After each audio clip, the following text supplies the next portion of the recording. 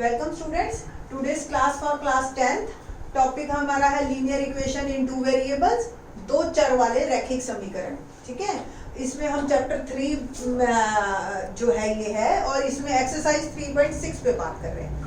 Exercise 3.6 से definitely एक question 4 mark का आना है। इसमें क्वेश्चन नंबर 1 के 8 पार्ट हैं, फर्स्ट टू 8, और आठों के आठों इंपॉर्टेंट है। कोई भी क्वेश्चन आ जाता है और आता जरूर है बोर्ड में, CBSE as well as Haryana board.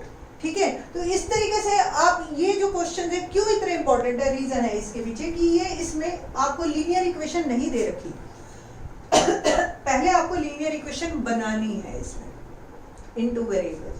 आप कहोगे हमें तो लीनियर इक्वेशन दिखाई दे रही है, एक्स और वाई जैसे नॉर्मल आपको आदत है, बट बेटा जी इसमें एक्स और वाई की पावर नेगेटिव है।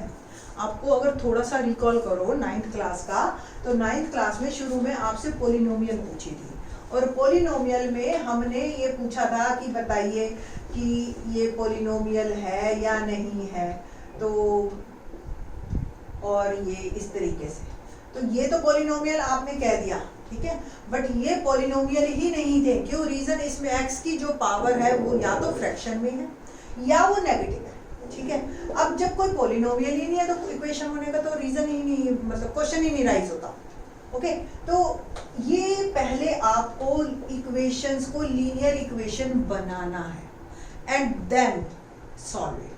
सॉल्व का मतलब सिंपल, क्वेश्चन है हमारा सॉल्व इट, हल करो, है ना। तो हल करो का मतलब यही है कि एक्स और वाई की वैल्यू निकालनी है। ठीक है, तो अब किस तरीके से हम इसको पहले लीनियर इक्वेशन में रिड्यूस करें और फिर इसको सॉल्व करें। रिड्यूस करने के लिए बहुत इंपॉर्टेंट, मैथ्स में तो सिंपल है, एज्यूम कर लो। ठीक है, एज्यूम क्या करना है, देखिए, let 1/x is p, 1/y is q। ठीक है, तो नाउ क्वेश्चन हमारा बन गया, जो इक्वेशंस बनी नई, ये 1/x इज p, तो it will become p/2 plus 1/y q/2 equal to, ठीक है ना। सेम ये वाली equation p/3 q/2 equal to 13/6। ये इक्वेशंस बन गई आपकी नॉर्मल, कि आपकी अब ये लीनियर इक्वेशंस हैं इन टू वेरिएबल्स। अभी तक ये नहीं थी। अब आप कहोगे जैसे नॉर्मल क्वेश्चन हो गया, अब आपका ये p और q की वैल्यू फाइंड आउट करोगे, फिर p और q को हम वापस यहाँ डाल के x और y निकाल लेंगे, तो कोई बहुत बड़ी बात नहीं है। अब मैं बताती हूँ आपको, जो बच्चे इसमें जनरली गलती करते हैं, बच्चे क्या गलती करते हैं, वो सोचते हैं कि जैसे ही हमने p और q एज्यूम किया है ना, और वो जो है ना ये 2 ऑटोमेटिकली ऊपर चला गया अपने आप, क्योंकि वो x के साथ है, वो इसको 2p लिख देते हैं, इसको 3q लिख देते हैं। तो यहाँ पे गड़बड़ करते हैं। आपने सिर्फ x को p माना है डिनोमिनेटर पे, इसके साथ जो भी है वो वही बड़ा रहेगा। ठीक है, तो इसकी ये गलती मत करना कि ऐसे 2p + 3q कर दो। ठीक, सारा क्वेश्चन टीचर देखते ही काटा मार देगी और फिर चेक भी नहीं होगा आपसे। ठीक है, तो ये आप गलती नहीं करेंगे। ओके, ना क्वेश्चन अब कर रहे हैं हम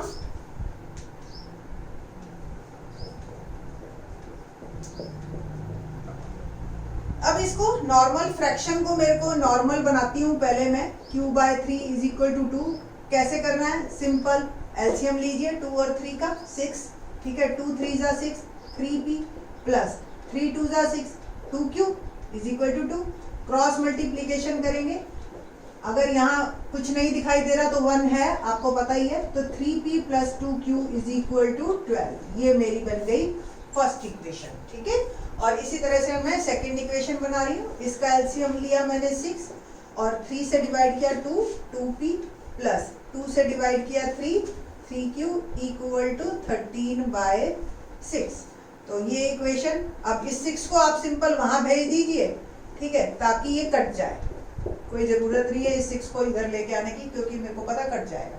तो सेकंड इक्वेशन मेरी क्या बन गई, 2p + 3q is equal to 13।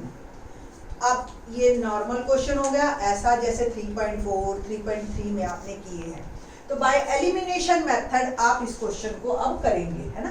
तो एलिमिनेशन मेथड में हम क्या करते हैं, सबसे पहले हम कोफिशिएंट सेम बनाते हैं, चाहे पी के बनाइए चाहे आप क्यू के बनाइए, ठीक है।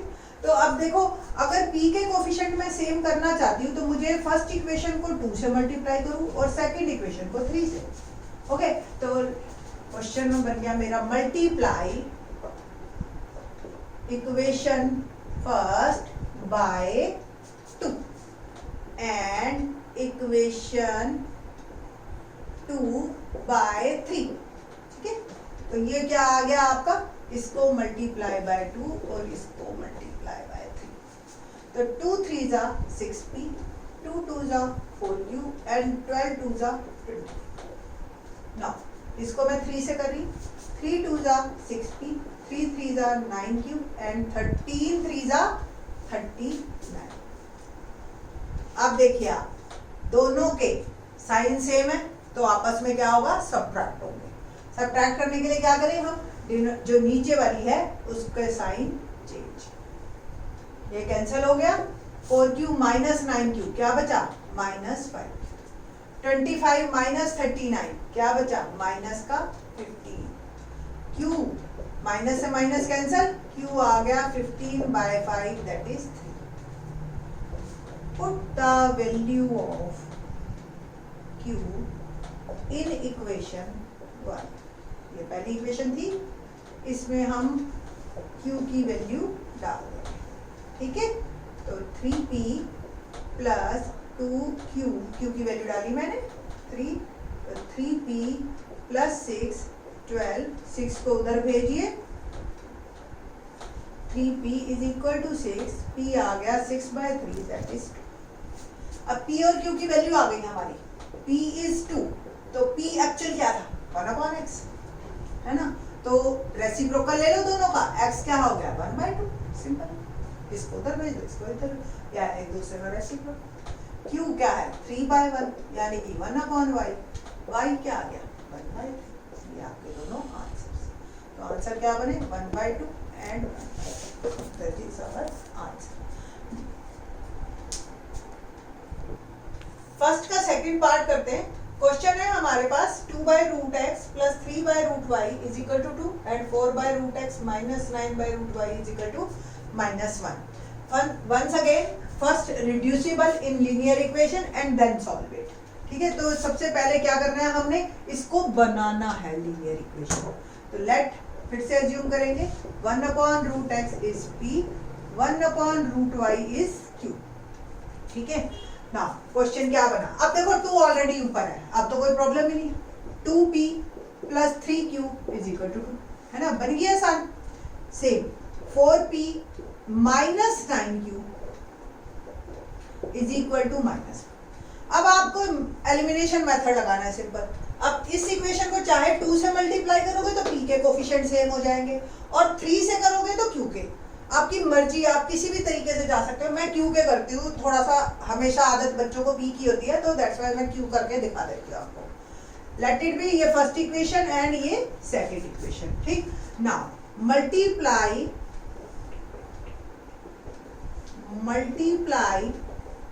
इक्वेशन फर्स्ट बाय 2, ठीक है। तो इसको मैं बाय 3, ताकि मैं q के कोफिशिएंट सेम हो जाए। तो इसको मैंने 3 से किया, तो 3 2 जा 6p, आपकी मर्जी, आप 2 से करके p को पहले निकाल सकते हैं, कोई दिक्कत नहीं, ठीक है। तो 3 2 जा 6p प्लस 3 3 जा 9q इज इक्वल टू 3 2 जा 6। इसी को मैं 4p minus 9q is equal to -। अब देखो q के कोफिशिएंट सेम आ गए, एक प्लस में एक माइनस में, तो आपने सिंपल ऐड करना है। हमारा मेन मकसद क्या है कि ये आपके कैंसिल हो जाए, टारगेट तो यही है ना, ठीक है। तो बस सिंपल, चाहे ऐड करके आए चाहे सब्ट्रैक्ट करके आए, तो ये दोनों को हमने कर दिया ऐड, यानी कि दोनों कट गए। 6p प्लस 4q क्या बना 10p, ओके। 6 में से 1 गया, क्या बना 5। p की वैल्यू क्या आई 5/10, it will become 1/2। Now p आ गया 1/2। Put the value of p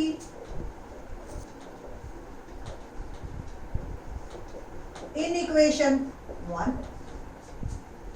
ठीक है, तो पहली इक्वेशन क्या बनी हमारी, 2p plus 3q is equal to 2। p की वैल्यू मैंने डाल दी 1/2 और q मैं निकालना चाह रही, ये कैंसिल हो गया, 1 plus 3q is equal to 2। तो 3q क्या आ गया, 2 माइनस 1, 3q क्या आ गया 1, q आ गया 1/3। ठीक है, तो p आ गया 1/2 और q आ गया मेरा 1/3। तो अब p क्या था एक्चुअल में 1/√x, p जो कि 1/2 आया यानी कि 1/√x। तो √x रेसिप्रोकल अगर हम लेते हैं, दोनों को व्युत्क्रम लेते हैं, तो √x क्या बन गया मेरा 2 और स्क्वेयरिंग कर दीजिए बोथ साइड, दोनों तरफ वर्ग, तो x क्या आ गया, √x का स्क्वायर x और 2 का स्क्वायर 4। सिमिलरली q 1/3 यानी कि 1/√y क्रॉस मल्टीप्लीकेशन, √y क्या बन गया हमारा 3, तो y स्क्वेयरिंग कर दी और y आ गया 9। तो आंसर अल्टीमेटली हमारा क्या बना 4 and 9। बस यहीं से ही आपने चेंज है, बाकी तो क्वेश्चन बहुत ही आसान है। रूट में है तो रूट की वैल्यू निकलेगी आपकी और फिर आप उसको स्क्वायर करके पूरे की वैल्यू कर दोगे। ठीक है, नेक्स्ट वीडियो में। ठीक, थैंक्स।